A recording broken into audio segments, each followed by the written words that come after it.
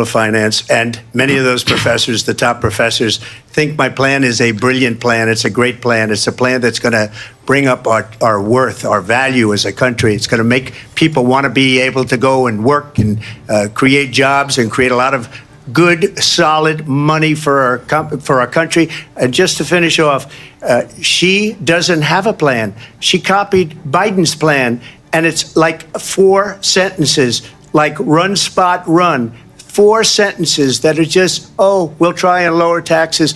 She doesn't have a plan. Take a look at her plan. She doesn't have a plan. Mr. President, I do want to drill down on something you both brought up.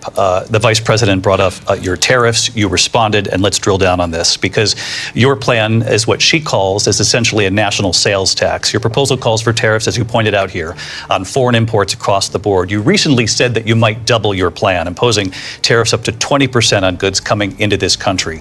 As you know, many economists say that with tariffs at that level, costs are then passed on to the consumer. Vice President Harris has argued it'll mean higher prices on gas, food, clothing, medication, arguing it costs the typical family nearly $4,000 a year. Do you believe Americans can afford higher prices because of tariffs? They're not going to have higher prices. What's going to have, and who's going to have higher prices, is China and all of the countries that have been ripping us off for years. I was the only president ever.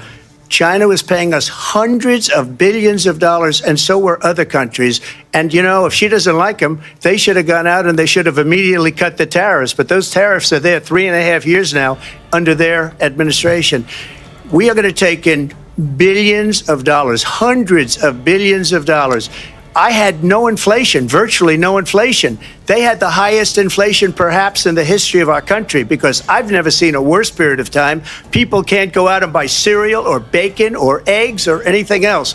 The people of our country are absolutely dying with what they've done. They've destroyed the economy. And all you have to do is look at a poll. The polls say 80 and 85 and even 90% that the Trump economy was great, that their economy was terrible. Vice President Harris, I do want to